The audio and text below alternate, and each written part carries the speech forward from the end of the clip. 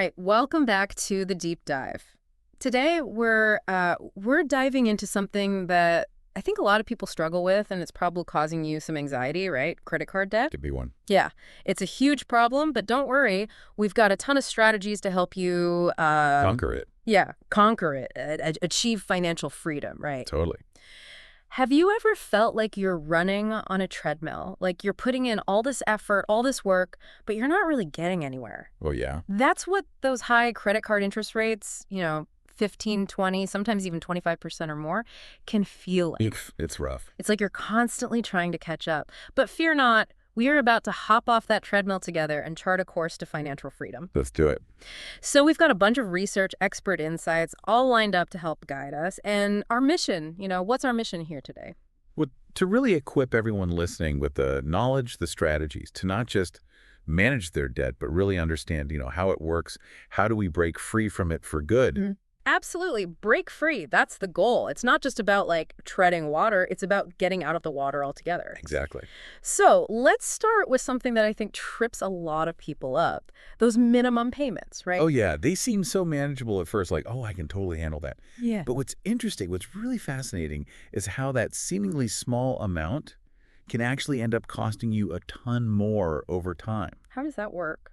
Well, it's kind of like, imagine a hidden fee. Right, that just keeps growing in the background. So you're paying and paying, but a big chunk of that is just going to interest, not actually chipping away at what you owe. So it's like you think you're getting a deal on something, maybe like a new pair of shoes or something, and you're like, oh yeah, I can totally afford that. Right.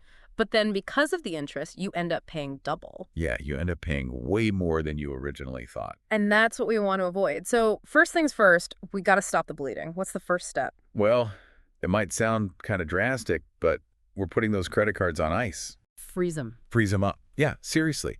Switching to cash or debit cards might feel like a step back, like, oh, I'm going back to the Stone Age here. But it's actually a huge leap forward. How so? Because you're regaining control. You're not letting that buy now, pay later mentality control your spending. It shifts your mindset to, okay, I need to save up for this. I'm going to buy it when I can actually afford it. So it's like a mental shift as much as it is a practical shift. Absolutely, yeah. All right, so we've frozen the cards. We're starting to think a little differently. Now it's time to get strategic. Right. It's time to map out our plan of attack. So grab a pen and paper, open up that spreadsheet. We're going on a debt-slaying quest. Love it. A quest. Yeah. So what's the first step in our quest? Like when you face an opponent in a game, right? You need to know their strengths and weaknesses. Same thing here. We need to list out every single credit card that we have, the balance, the interest rate, all those little details. So lay it all out, get it all out there in the open so we can see what we're dealing with. Now, when it comes to tackling this debt, there are two main strategies we hear about, right? The debt snowball and the debt avalanche. Let's break those down. What is the debt snowball? So think of it like clearing out those smaller enemies first in a game. You get those quick wins, a little boost of motivation. So with the debt snowball, you target the smallest debts, no matter the interest rate. You pay those off, and then roll that same payment amount to the next smallest debt. Like a snowball rolling downhill, getting bigger and bigger as it goes. Exactly. It's all about momentum. And there's actually some psychology behind that, right? Yeah. Our brains love those little victories. Like, research shows that we're wired to respond well to that sense of accomplishment, even if it's not always, the most mathematically efficient approach. So it's almost like a mental game as much as it is a financial game. Absolutely. It's like leveling up in a game. It keeps you going. And then we have the debt avalanche, right? Which is a little different. Right. The debt avalanche is all about maximizing those savings in the long run. So here you focus on the debt with the highest interest rate, no matter how big or small it is. You'll save more on interest overall, even if it takes a little bit longer to see those initial wins. So it's like investing, right? You're looking for the highest return on your investment, even if it takes a little more time. Yeah, exactly. You're playing the long game. So which approach is better? There's no one right answer. The key is to figure out what works for you. Are you driven by those quick wins and feeling accomplished? Or are you all about long-term strategy and, maximizing those savings? It's a personal choice. Absolutely. Find what works for you, your personality, your goals. All right, let's level up our skills a bit. We've talked about the basics. Now let's get into some more advanced tactics, starting with the power of negotiation. Ooh, this is a good one. I think a lot of people don't realize that you can actually negotiate with your credit card company. Did you know that? A lot of people don't. It's like a hidden superpower. Right. You can negotiate for a lower interest rate. It's Yeah. like getting a discount on your debt. Why does this work? While credit card companies, they're businesses. They Mhm. want to keep you as a customer, especially if you're showing that you're committed to paying down your debt. So it's in their best interest to work with you. Exactly. And what's interesting is that it's not just about asking for a lower rate. Yeah. It's about showing them, hey, I'm serious about this. I'm responsible. I'm dedicated to becoming debt-free. That can be incredibly persuasive. So it's like a combination of, asking for what you want, but also demonstrating that you're a good customer, that you're reliable. Absolutely, yeah. Now, another tactic that can be really helpful is balance transfers. Ooh, yeah. Balance transfers can be game changers. Okay, explain what a balance transfer is. So imagine you take all that high-interest debt and you move it over to a card that has a 0% APR for a certain amount of time. It's like teleporting to a safe zone, right? Where that interest can't touch you. So you're buying yourself some time, some breathing room to really chip away at that debt without the interest accruing. Exactly. But, and this is a big but, you have to be very aware of those terms and conditions. Sometimes those balance transfers have fees, and that 0% APR, it doesn't last forever. You've got to have a plan to pay off that balance before those interest rates jump back up. Because you don't want to be caught off guard and end up right back where you started. So it's a powerful tool, but you got to use it wisely. Right. All right, now let's talk about a strategy that can be a little confusing for some people, debt consolidation loans. On the surface, it sounds pretty good. You combine all your debts into one neat package, often with a lower interest rate, right? Right. It sounds super appealing. Simplify everything, maybe save little on interest. But it's kind of tricky. How so? Well, consolidation loans, they only really work if you address the root cause of your debt. If you don't change those spending habits, if you keep accumulating new debt, it's like cleaning your house, but then just bringing in more clutter. You're right back where you started.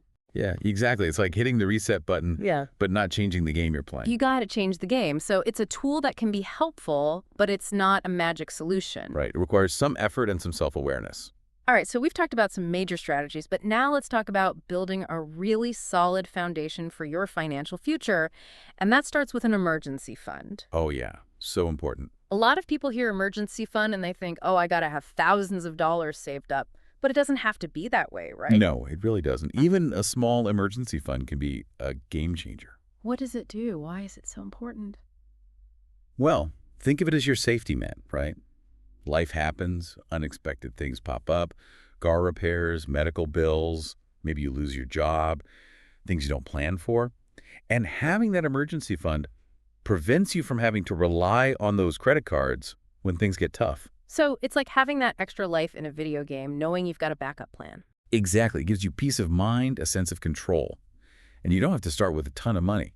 Start small, even $50, $100, and just gradually build it up. And there are tools to help you do that, right? Totally. There are so many great personal finance apps out there. Apps like Mint or YNAB. Those can help you track your spending, find those sneaky little leaks where your money's going, and help you find some extra cash to stash away. It's like having a financial coach in your pocket. Exactly. All right, so we've covered a lot of ground in this first part of our deep dive, right? We talked about stopping the reliance on credit cards, how to map out our debt slaying strategy, and even how to negotiate with credit card companies. Yeah, and we delved into the psychology behind it all. Like, why do certain methods work better for some people than others? And the importance of that solid financial foundation with the emergency fund, that safety net. Exactly. But our quest is not over yet. There's more to come. In the next part of our deep dive, we're going to be talking about life after debt and how to use credit cards wisely to your advantage. Stay tuned. Can't wait. All right, welcome back to the deep dive. So we've been talking about how to tackle credit card debt, all those strategies, but now let's shift gears a bit. What happens after you've conquered that debt? Like you've slain the dragon, you've reached the next level. What's next? Yeah, it's like a whole new world opens up. And what's really interesting is that your relationship with credit cards can actually change. They can actually become really powerful tools for building your financial future. So they go from being the enemy to being an ally. Exactly. But the key is, using them strategically, not falling back into old habits. Right. So how do we do that? How do we wield this powerful tool? Well, I think the biggest thing is changing your perspective. Think of credit cards as a way to build your credit score, earn rewards, not as a way to spend money you don't have. Okay, so it's about responsible usage. Exactly. Responsible usage, not reckless abandon. Got it. So one of the things we hear a lot about is rewards programs, right? Oh, yeah. Rewards programs can be awesome. Yeah. Like getting cash back, travel points, even discounts just for using your card. Exactly. It's like, getting bonus points for managing your finances well. But there's a catch, right? There is a catch. The big caveat is that rewards cards are only really beneficial if you pay off your balance in full every month. If you're carrying a balance, if that interest is building up, those charges are going to wipe out any rewards you're earning. So it's like finding a treasure chest, but then having to pay a huge tax on it. You end up with less than you started. Exactly. So the golden rule with rewards cards is treat them like debit cards. Only spend what you can afford to pay back immediately. All right, so spend responsibly, pay it off right away. Now let's talk about something else that's really important, your credit score. Oh, yeah. Got to keep an eye on that credit score. It's like your financial report card. Yeah, exactly. Like checking your character stats in a game. It's basically a numerical representation of your creditworthiness. And it impacts a lot. So why is it so important? What does it affect? Well, a good credit score opens doors, right? Better interest rates on loans, mortgages, even things like insurance premiums. Oh, wow, I didn't realize it affected insurance. Oh, yeah, it can impact a lot of things. It's like having a high charisma stat in a game. You're more likely to get favorable deals, better opportunities. So it's like having a VIP pass to the world of finance. Exactly. So how do we check our credit score? How do we make sure it's in good shape? Well, you can actually get your credit report for free once a year from each of the 3 major credit bureaus. You've got Equifax, Experian, and TransUnion. And it's a good idea to check all 3, right? Yeah, definitely. Because sometimes there can be discrepancies between them. It's like doing a routine checkup on your financial health. Make sure everything's running smoothly. Right. And, sometimes you might find errors, things that are dragging your score down that shouldn't be there. Like a glitch in the system. Exactly. So it's worth checking. So we've covered a lot in these first 2 parts of our deep dive. We talked about the mechanics of debt, how to create a plan to pay it off, how to negotiate with those credit card companies. Yeah, and we talked about the importance of having a solid foundation, that emergency fund, and really understanding how credit cards work, how to use them to our advantage. But there's still more to come. In the next part, we're going to be talking about some additional resources and leaving you with a challenge that could really change your financial game. So stay tuned. Welcome back to the Deep Dive. We're in the home stretch now, the final part of our journey to conquer credit card debt and build a brighter financial future. We've learned a lot, haven't we? From understanding that whole psychology of debt to those advanced tactics, negotiation, and balance transfers. Absolutely. We've explored building that solid foundation with an emergency fund and how to really change our perspective on credit cards, seeing them as tools for building good credit and, earning those rewards instead of sources of stress. It's been quite the journey, right? But before we wrap things up, we want to make sure you've got all the tools you need to succeed. So let's talk about some additional resources and a final challenge to help you solidify everything we've learned and get you taking action. Okay, great idea. There are some amazing resources online that can give you personalized guidance and support. Like, have you heard of the National Foundation for Credit Counseling? The NFCC? I have heard of them. Yeah. They offer free or low-cost counseling to help you come up with a plan, a debt management plan. So it's like having a personal trainer, but for your finances. Exactly. And there's also the Financial Counseling Association of America, the FCAA. They can help you navigate those, more complicated situations. What if you're someone who likes to be more hands-on? Well, there are tons of budgeting apps out there like Mint, Y&E, even Personal Capital. They can really help keep you on track and motivated. Yeah, I love those apps. It's like having a little financial assistant right in your pocket, right? Totally. They can help you see where your money's going, set those savings goals. All right, so we've got our resources. We're feeling empowered. Now it's time for that final challenge we promised. What one small change, just one, can you implement today to start this journey toward credit card freedom? One small change. Could be something as simple as setting up a tiny automatic payment towards your debt, like even $5 or $10. Or maybe cancel that one subscription you don't really use. Or even just spend 15 minutes researching different debt payoff methods. That's a good one. Yeah, finding the one that really speaks to you. Right? It's Right. because even the smallest step can make a big difference over time. Like if you slightly adjust your course on a map, you can end up at a completely different destination, right? Totally. And remember, this is about progress, not perfection. You're going to have setbacks, you're going to have challenges, but just keep moving forward, one step at a time. Celebrate those little victories. Learn from your mistakes and keep your eyes on the prize, that future where you're in control of your finances and, living life on your terms. Couldn't have said it better myself. Well, that brings us to the end of our deep dive into conquering credit card debt. We hope this journey has been insightful, empowering, and maybe even a little bit fun. Yeah, we had some fun, right? And we encourage you to keep exploring those resources we talked about. Reach out to financial professionals if you need to. But most importantly, take action. Start small, stay consistent. Don't underestimate the power of those small steps. You are capable of amazing things. Financial freedom is within your reach. We believe in you. Until next time, keep diving deep, keep learning, and keep striving for a brighter financial future.